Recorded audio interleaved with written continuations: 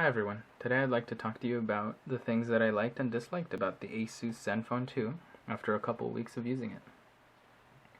So the first thing that I really liked was the price. $299 for a dual SIM, unlocked, 4 GB of RAM, 64 GB of storage, 2.3 GHz Intel Quad-core processor, an alright 1080p screen is, I think, a really good deal.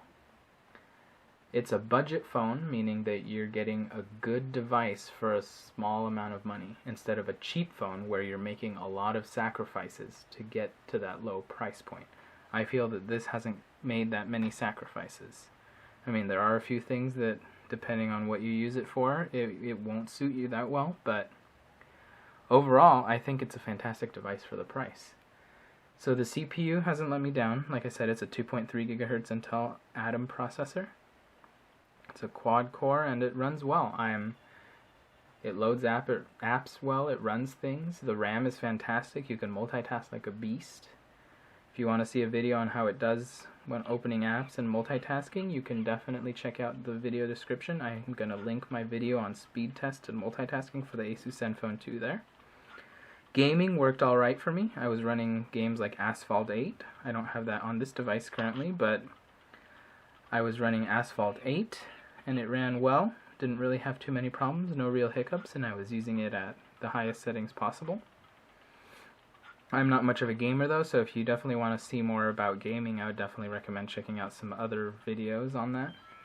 They're definitely going to test much more intensive games, as well as multitasking with lots of large games. I didn't really do that as much, but for my uses it's been fantastic, I think.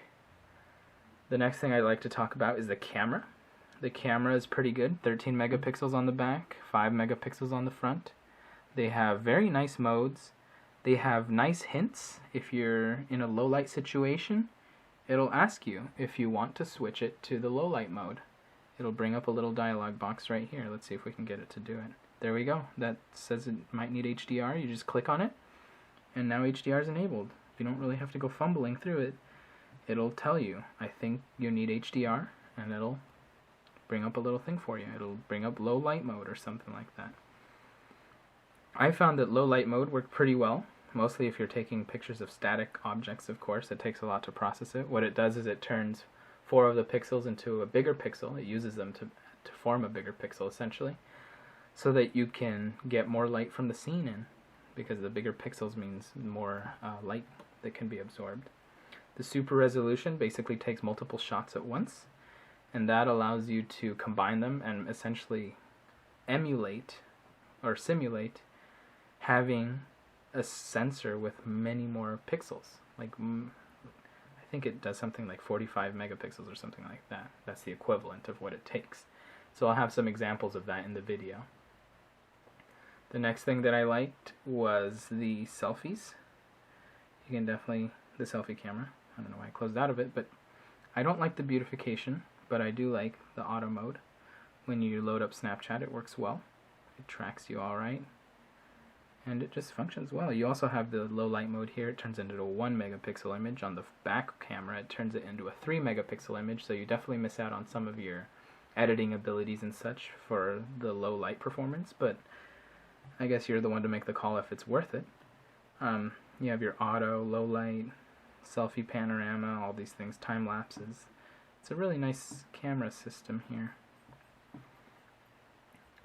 The thing that I didn't like about the camera was the video quality. The 1080p video quality is just not very good. When you start recording, it just doesn't look that great on the screen. This is pointless because it's just a picture of my desk, but I have a video that I'll show you of me at a local park taking some video, and it's not that great. It's okay, but it's not that great at 1080p, especially because the digital image stabilization doesn't work at 1080p. It only works at 720p. So I have a video of that as well, and you'll notice in that video that there's some weird glitching going on. I'm not sure why. I'm hoping it'll be fixed in a software update or something like that, or maybe it has been fixed. I'm not really sure, but maybe it was just a random occurrence for my device. But so those videos will be in here as well, so you can take a look at those. Next thing I'd like to talk about is the speaker quality. Let's load up a YouTube video here. Alcatel Idol 3 camera test by My Project 13. Shout out to him. This video is really nice. It's nice and loud, so I don't have to get too high on the volume to get some audio quality out of it. The speaker itself is pretty decent quality, however, getting loud is the problem. If you have, most videos are just not loud enough by design, so when you try to crank up the volume, you still don't get much coming out of the speaker. It's just not as good as having front-facing speakers. And I'm learning that now as I'm using my Nexus 6. But overall, it's not bad quality. If you're mostly going to use your headphones, then this will be fine for you. You won't really miss out on anything. The quality through the headphones is pretty good. I don't have any problems with that so far. The next thing I'd like to talk about is the non-removable battery. Unfortunately, you can't remove it, hence why it's a non-removable battery. But it is a 3000 milliamp hour battery, and that I do like. The other thing that I don't like is that the Android operating system is using a lot of the battery. Now this isn't that accurate due to me charging it and turning it off multiple times during the day, but what I was typically getting was about 40% of my battery being used up by the Android OS. Now I'm going to attribute that to this being Android 5.0 Lollipop, and I'm hoping that if they upgrade it, it'll get better. Typically I have about 4 to 5, maybe 6% of my battery being used by the screen, which is a huge role reversal. Normally your screen's the thing that's just eating up your battery, but in this case it's the Android operating system. And with only that percentage, like 5-6%, I'm getting about 3.5 hours of screen on time. So if they manage to update their operating system, we could be looking at something more like 5 hours, 6.5 hours of screen on time, something crazy like that, because this device is really nice when it comes to using power.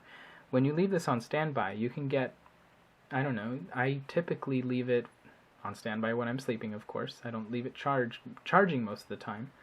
And I lose about 4 to 5% in 8 hours, which is pretty good. On my old Moto X 2013, I would lose about 10 to 20% in that time period. So this is a really nice device when it comes to standby, and I'm hoping the Android M will be that way too. That's what I've heard, at least so far. The next thing I'd like to discuss is Zen UI. I think it's a great skin. It has some nice features. These swipes on the home screen just bring down your notifications. Another swipe brings down your quick settings. A swipe up from the home screen brings up your customizations, your icon packs. That's already applied. You can just change it like that, just right there, quickly. If you want to find more, you can just go here and it'll just search for you, which is kind of nice. I like that it does that for you. It's a nice little feature. It's just a link, but it's just a time saver instead of having to go, oh, now I have to go look for my Play services and then type it in, icon packs. It just takes a little bit of the work out of it, which is nice. I also like that you can change things like the scroll effect from here. It'll just show you an example and you can mess around with it right here, right on the fly. Edit pages, apps and widgets. The thing that's really cool is from the app drawer you can lock apps, hide apps if you don't want to see any of the bloatware, which you actually can't really remove on the North American version, unfortunately. You can do it if you root, but you find more bloatware when you root. I ended up finding about 6 Chinese apps when I rooted that don't show up in the settings of all apps. They just don't show up. So that was an interesting thing. So if you do root, you can uninstall them or disable them or whatever you want to do. You can disable the bloatware. But if you don't root, there's really not a whole lot you can do. You'll just have to hide it if you don't want to have to go through the process of rooting. Which is a nice feature because I don't want to have to try to scroll through all my stuff when there's, 10 different apps that I don't really care about. So that I do like a lot. It's nice that you can just change stuff up here. Go to the Play Store right there, preferences, grid size, just those little things that just save time and just make it easier for someone who's a newcomer or just doesn't want to have to deal with custom launchers or a bunch of customizations in the settings to just try to do the simple stuff that they want to do right here. So that's a huge win for me. I do like this skin of Android a lot. The things that I didn't like, so that's what I'm going to get into now. I didn't like the placement of the power button. It's just not clicky enough for one, but it's also way up at the top when the buttons for the volume are down here. So taking a screenshot when you're not, if you haven't practiced, is kind of difficult because since it's not very, it doesn't depress that easily, when you hit the volume down, that's the first thing you hit, and then you get stuck and you can't really get your screenshot. You have to practice a lot just to take a screenshot. Instead of being able to, like with my old Moto X, just like push one finger here for the power button and one finger here for the the volume down. Just really easy. Just click and you're done. This you kind of have to manipulate all funny. The volume button placement is nice because when you're holding your phone like this, I mean you do have your thumb right here, but if the buttons are down here, like on the Nexus 6, let's say. See the Nexus 6, I'm holding the button here. The volume down is way down here. So, I mean, that takes care of that. The button placement here is fantastic. So the LG G3, LG G4, they got it right. I do like the button placement, but the fact that the power button's way up here makes it difficult. You can change the button to be the recent apps button. You just tap it and hold it. But you can't take a screenshot of something like a Snapchat if you do that. It won't let you hold the screen and push the button to take a screenshot, which I think they could just change, which would be really nice, instead of having to try to manipulate some funny combination of buttons here. But, so, yeah, I didn't like the placement of the power button. The stills on the camera sometimes can come out washed out. I don't really have any examples of that, but every now and then it's nice and color accurate most of the time, but sometimes it'll just come out a little too washed out. I don't like it when it's washed out, so that's kind of more of my personal preference. The video I didn't like at all. The 720p with the digital image stabilization, I didn't like. The quality of the 1080p without it, since it doesn't work, of course, it's just not that great. I don't like it. I didn't think that it would matter to me how the video was, but after seeing it perform, I realized that I could probably be doing better. But if you don't take much video, or if you never take videos, this will be a good device. If you just take the stills, it's very good for taking stills. The other thing I didn't like was the screen. Now the resolution's fine, the color accuracy's fine. I don't have any problems with that. The only problem is with it getting bright. Right now it's on auto, but even if you turn it all the way up, right now it's probably pretty bright. But when you go outside with this, it's just not bright enough. You can barely see sometimes, or sometimes you get lucky and you can see if you kind of like hold it funny or try to get the glare off of it, but it's still kind of difficult. It's just not as bright. Something like the Idol 3 can get incredibly bright. I don't have one personally, but I've just seen and heard that it gets nice and bright and you don't really have a problem seeing it in the sun. This one you probably will. So as I already mentioned, the thing I didn't like about Zen UI was the bloatware. You just find all kinds of random stuff if you root. It's laggy every now and then, not too much. Sometimes here on this Manage Home, if you close it, you'll notice it kind of glitches right before all these little icons go down. But apart from that, it's good. The battery life could also be improved, as I already mentioned. So that takes care of that. As far as conclusions go, I think that if you're not going to use this device for taking videos, using the speaker phone part of it, if you are okay with taking like pictures of statues and buildings and such at night, and you don't really use it in direct sunlight, then this is a fantastic device. Even if you do those things, just on occasion, like take night shots of moving things or use it in direct sunlight, it's not going to be a huge deal breaker. But if you do that all the time, you're definitely going to want to look elsewhere. So, I mean, the pros on this device, it has a great CPU, a lot of RAM. I mean, it leaves 2.6 gigabytes free for you, even with the Zen UI. And just comparing that with my Nexus 6, the Nexus 6 takes up about 1 gig, and it leaves about 1.9 free. So this has 30% more, or 33% more RAM, just overall, 4 gigs versus 3 gigs. And it actually has about 36% more usable RAM than the Nexus 6. So something with like a TouchWiz, sometimes people say like, oh yeah, the device has 3 gigs of RAM, but two are used up by TouchWiz, and so you're only left with essentially 1 gig. That's not the case here. I mean, this phone, when it has more RAM than another device, you are going to get more usable RAM as well. It's not just going to be a number that they're throwing around. You do get quite a bit of usable RAM, and I personally found it to be fantastic. I don't like having to wait for apps to load. So it's pretty good for taking selfies. The screen is good. I didn't have a problem with the screen.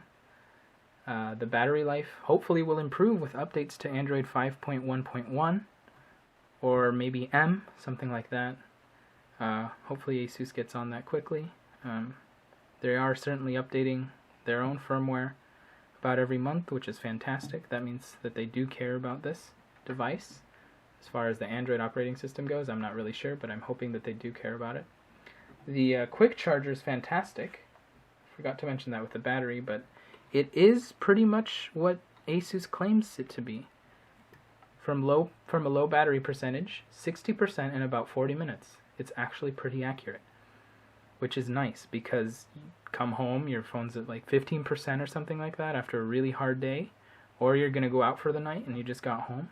Just throw it on the charger, get a bite to eat or something, maybe shower, change clothes, get yourself all ready, and in 15, 20, 30 minutes you got another 30% of battery life, and if you're not going to be using it much, it'll last you the rest of your evening. So that's something that I really think is fantastic. I mean, I've had that happen a couple times where I come home and someone's like, hey, we got to get going. We're going to go to this event or something, and I just threw this on the quick charger, the one that comes bundled with it, of course, and there you go. In 30 minutes that we were leaving, I got maybe about 35% battery life, and it lasted me the rest of the evening. I think that's great. I didn't have to worry about carrying a huge battery pack with me, even though I do have one. But yeah, so overall, I think this device is a win. For the price, it's fantastic. You can't really go wrong, unless the deal breakers are like not having front-facing speakers. The power button, it's in a bad place, so if that's a huge problem for you, then of course this isn't going to work. I mean, you do have the double tap to wake and to sleep, but I was fine with that. But when you do want to take a screenshot, it can be difficult if you haven't practiced. The camera's good. The RAM, of course, I've already mentioned that. The CPU, the battery's doing okay. It needs to be improved. Dual SIM card slots is good. I personally only have one SIM card, but if you definitely do a bit of traveling and you don't need the LTE on both SIMs, then this will be a good device for that. The expandable 64 gigabytes would be nice. I didn't even use up half of the internal storage so far, but if you definitely want to use more, you have the option to throw on a bunch of movies or something like that on an SD card and not use up your internal phone storage. You can also move apps to your SD card. It'll show you which ones can be moved in the settings. You just go up here, you go to apps, and then movable, and there you go. You can move them over. I don't have one right now, but you can move them over if you want. I'm not sure how, I haven't tried, but it seems like you can move apps over to the home or to the SD card. So overall, I think this is a great device if you're going to use it for just basic stuff, even somewhat intensive things. At the price point, you can't really go wrong. If you want front-facing speakers at a low price point, then you might want to check out the Idol 3. I'd recommend watching some of my Project 13's videos. He does a great job explaining what he likes and what he doesn't like, and what his experiences have been with the phone so far. If you want something that's more customizable as far as software, but still has a low price point, check out the OnePlus One, maybe the Nexus 5. Those are good devices for their prices, and they would allow you the software customization that you want. So, I think that's about it. Thanks so much for watching, everyone. Goodbye. Here's a test of the full 1080p video that the ZenFone 2 can record. Also a test of how good the microphone is. Slightly windy. It's kind of calming down a little, but it might pick up again.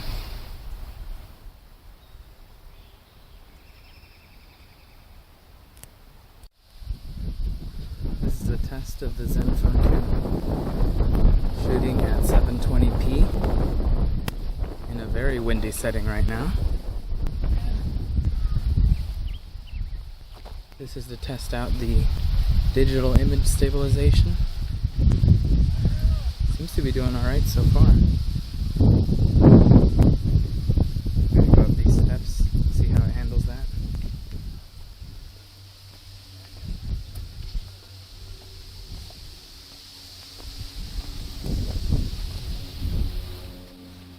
I don't know if it was just me, but it looked like as I was going up the steps, it kind of jumped and was kind of choppy.